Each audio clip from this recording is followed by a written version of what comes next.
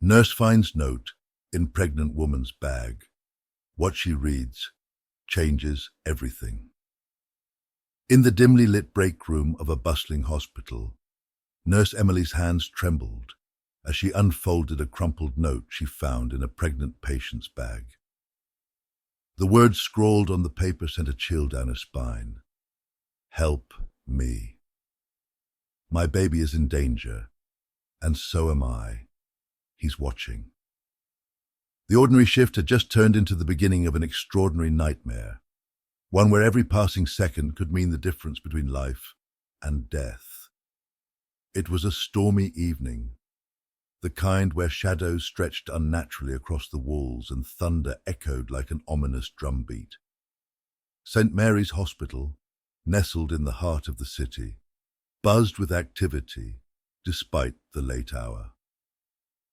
The sterile white corridors were a stark contrast to the chaos outside, but the sense of unease lingered. Raindrops clattered against the windows like impatient fingers, as if the storm itself wanted to warn of what was to come. Emily, a seasoned nurse with years of experience, was midway through her night shift. Known for her calm demeanor and sharp instincts, she was the type of person people turned to in a crisis. She had just finished administering medication to one of her patients when she noticed something odd about the young pregnant woman in room 305. The woman, Sarah, seemed restless.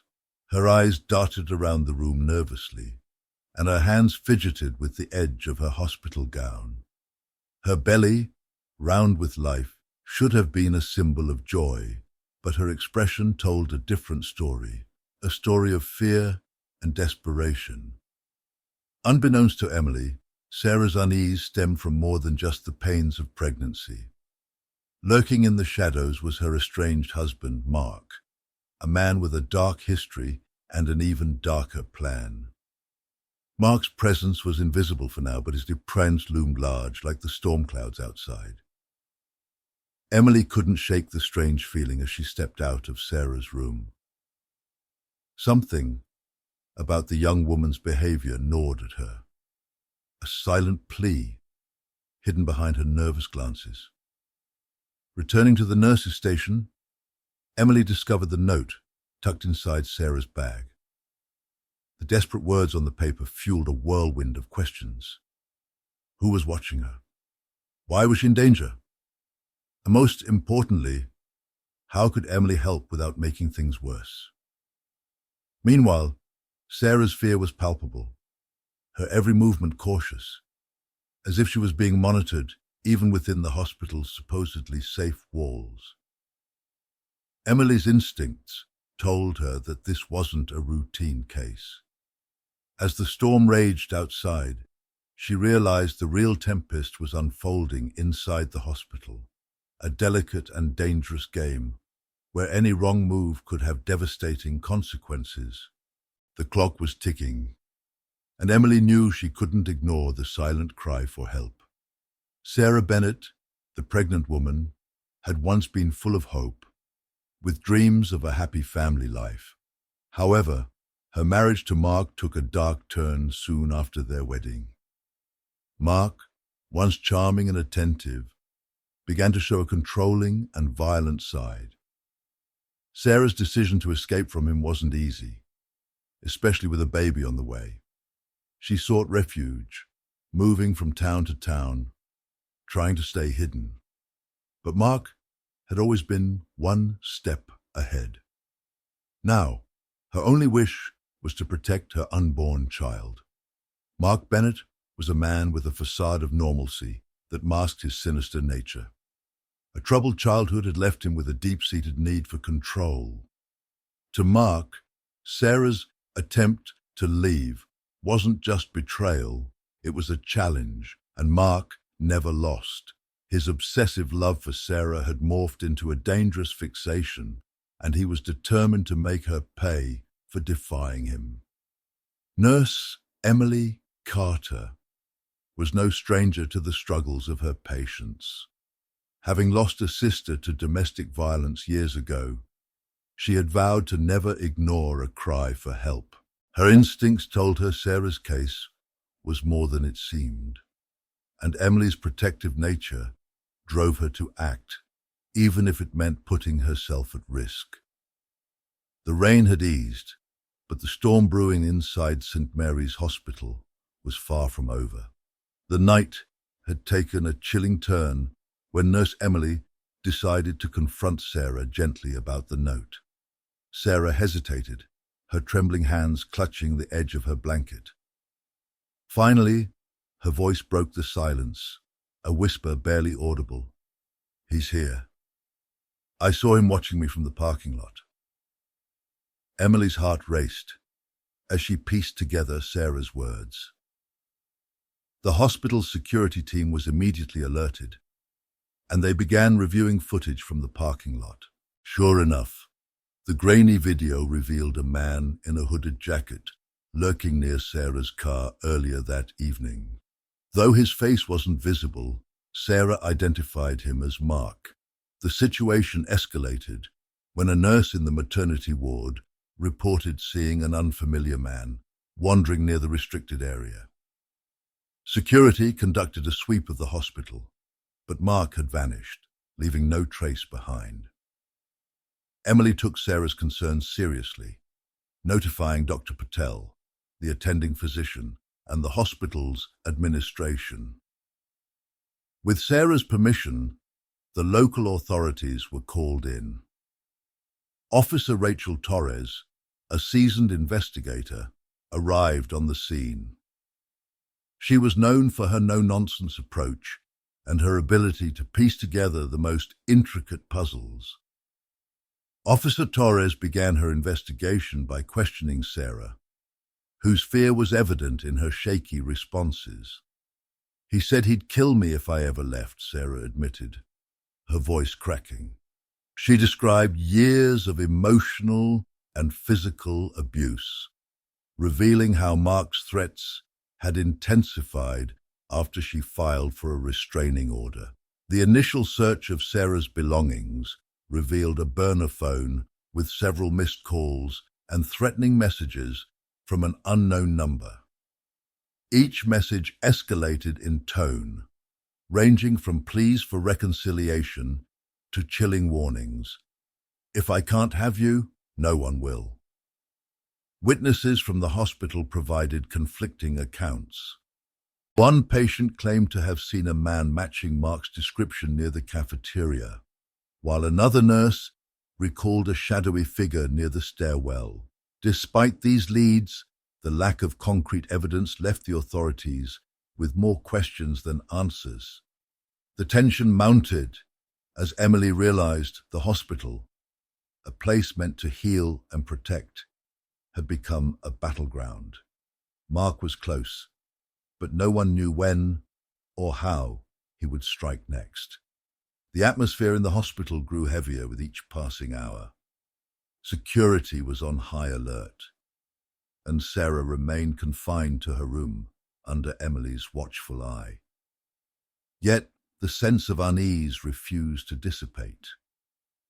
Late into the night, a nurse reported hearing faint footsteps in the empty maternity ward corridor. When security rushed to investigate, they found nothing but the eerie flicker of a faulty light. Meanwhile, Officer Torres discovered an abandoned duffel bag in the hospital parking lot. Inside were unsettling contents: duct tape, a sharp utility knife, and a note with Sarah's name scrawled in bold letters. The discovery heightened fears, but a forensic check revealed no fingerprints, another frustrating dead end. The staff's nerves were further rattled when a man arrived at the reception desk, claiming to be Sarah's brother. While his story seemed plausible, Emily immediately noticed Sarah's terrified reaction upon hearing his voice echo through the hallway. Confronted by Torres, the man stumbled through his answers, eventually admitting he was paid to gather information on Sarah's location. But who paid him? He had no name, leaving everyone on edge and grasping for answers As the hospital prepared to move Sarah to a secure location, the power suddenly flickered, plunging the building into near darkness. A collective gasp rippled through the staff and patients as emergency lights flickered to life. Emily raced to Sarah's room, only to find it empty. The bed was unmade, and the window was slightly ajar, letting in a gust of cold night air. Panic set in as Emily shouted Sarah's name, her voice echoing through the corridor. At the same moment, Torres's radio crackled to life. "We've got movement in the west stairwell," the voice announced, urgent and strained. Torres grabbed her flashlight, heart pounding, as she descended the dimly lit stairs, every shadow threatening to reveal Mark. The sound of footsteps echoed below, growing fainter as she picked up her pace. Something, or someone, was slipping away. The stairwell chase led Officer Torres to an unexpected discovery. Bursting through a heavy metal door at the bottom of the stairs, she entered the hospital's maintenance area. A maze of dimly lit corridors filled with the hum of machinery. Her flashlight beam swept across the room, landing on a figure crouched behind a row of storage lockers. "Show yourself," Torres commanded, her voice steady despite her racing pulse. Slowly, a man emerged, hands raised in surrender. It wasn't Mark. It was a hospital janitor, visibly shaken. In his trembling hands, he held a phone. I found this," he stammered. Torres took the phone and scrolled through its contents. What she found made her blood run cold. The device was filled with surveillance footage of Sarah, recorded over several weeks. There were clips of her entering and leaving shelters, grocery stores, and even the hospital. The final video, time-stamped just an hour earlier, showed Sarah in her hospital bed, her fearful eyes darting toward the camera. The janitor explained that he had discovered the phone hidden in the storage locker earlier that night, but hadn't reported it, fearing he'd be implicated. Torres suspected the phone belonged to Mark, who had been tracking Sarah's every move. Back in Sarah's room, Emily noticed something odd about the open window. Upon closer inspection, she found a scrap of fabric caught on the latch, a small, torn piece of flannel. Remembering that the man claiming to be Sarah's brother had worn a similar flannel shirt, Emily rushed to inform Torres. The investigation took a shocking turn when forensic analysis revealed a fingerprint on the piece of fabric, a match to a man named Jonathan Briggs, an ex-convict with a history of working as a hired enforcer. His connection to Mark confirmed that Sarah's life was in grave danger, but the most chilling discovery came when Torres accessed the phone's hidden files. Among them was a text thread between Mark and Jonathan. One message stood out: "Tonight's the night. Make sure she doesn't leave the hospital alive." This revelation changed everything. The race to find Sarah wasn't just about saving her. It was about stopping a meticulously planned attack that could unfold at any moment. The hospital staff gathered anxiously in the maternity ward as Officer Torres briefed them on the escalating situation. Sarah, now safely hidden in a secure room, sat trembling as Emily tried to comfort her. Tears streamed down Sarah's face as she clutched her belly, whispering, "I just want my baby to be safe." The weight of years of fear and isolation was finally breaking her. Emily, who had always maintained a calm demeanor, couldn't hold back her own tears. "You're not alone, Sarah," she said, gripping her hand tightly. "We'll get you through this." The room fell silent as Sarah revealed a devastating detail she had been too afraid to share. Mark wasn't just angry. He believed the baby wasn't his. That twisted belief had fueled his obsession and violent behavior. Meanwhile, Torres pieced together the evidence with growing urgency. The phone logs, the surveillance videos, and the hired enforcers' involvement painted a horrifying picture. Mark's jealousy had metastasized into a deadly plan, and he wasn't working alone. The emotional toll extended beyond Sarah. Emily was haunted by memories of her sister, who had been in a similar situation but hadn't made it out alive. The parallel was undeniable, and Emily was determined not to let history repeat itself. In a desperate move, Torres confronted Mark's hired accomplice, Jonathan Briggs, who had been apprehended trying to leave the hospital grounds. "You have a choice," Torres told him, slamming the evidence on the table. "Cooperate, or you'll go down for attempted murder." Briggs hesitated, his face a mix of fear and defiance. But when he saw the photo of Sarah clutching her belly, something cracked. "I didn't sign up to hurt a kid," he muttered, finally confessing to Mark's plan and providing critical details about his location. Armed with the confession, Torres and her team stormed the abandoned building Mark was using as his base. In the confrontation, Mark brandished a weapon, his eyes wild with rage. "You don't understand," he shouted. "She betrayed me. That baby isn't mine."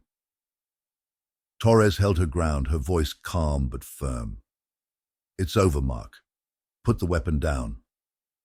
Behind her, Emily, who had insisted on coming along despite the danger, stepped forward. "Mark, think about the baby," she pleaded. "Do you really want your child to grow up without parents?" For a moment, it seemed like her words reached him. Mark's grip on the weapon loosened, but then his rage flared again. Torres, anticipating his move, acted swiftly, disarming him before he could harm anyone. As Mark was taken into custody, Sarah was informed of his arrest. Tears of relief and exhaustion flooded her face as she realized the nightmare was finally over. The arrest of Mark Bennett marked the end of a harrowing ordeal for Sarah, but it was only the beginning of a long road to justice and healing. Following his apprehension, Mark was charged with multiple counts, including attempted murder, stalking, and violating a restraining order. His accomplice, Jonathan Briggs, faced charges for his role in the plot, but received a reduced sentence for cooperating with the investigation. In court, the evidence against Mark was overwhelming. Surveillance footage, the threatening messages on the burner phone, and Briggs's testimony painted a chilling picture of Mark's obsession and escalating violence. Sarah's tearful testimony was the most powerful moment of the trial. She recounted years of abuse and fear, but her voice grew steadier as she described her determination to protect her child. "I refuse to let fear control my life anymore," she said, her words resonating with everyone in the courtroom. The jury's verdict was swift and unanimous, guilty on all counts. Mark was sentenced to a lengthy prison term, ensuring he would no longer be a threat to Sarah or her child. "I refuse to let fear control my life anymore," she said, her words resonating with everyone in the courtroom. The jury's verdict was swift and unanimous, guilty on all counts. Mark was sentenced to a lengthy prison term, ensuring he would no longer be a threat to Sarah or her child. The judge commended Sarah's courage, calling her an example of resilience in the face of unimaginable fear. The hospital staff, particularly Emily, were hailed as heroes for their quick thinking and unwavering support. Officer Torres received a commendation for her role in bringing the case to a close. For Sarah, the resolution was bittersweet. Justice had been served, but the scars, both physical and emotional, would take time to heal. Sarah finally found the peace she had been longing for.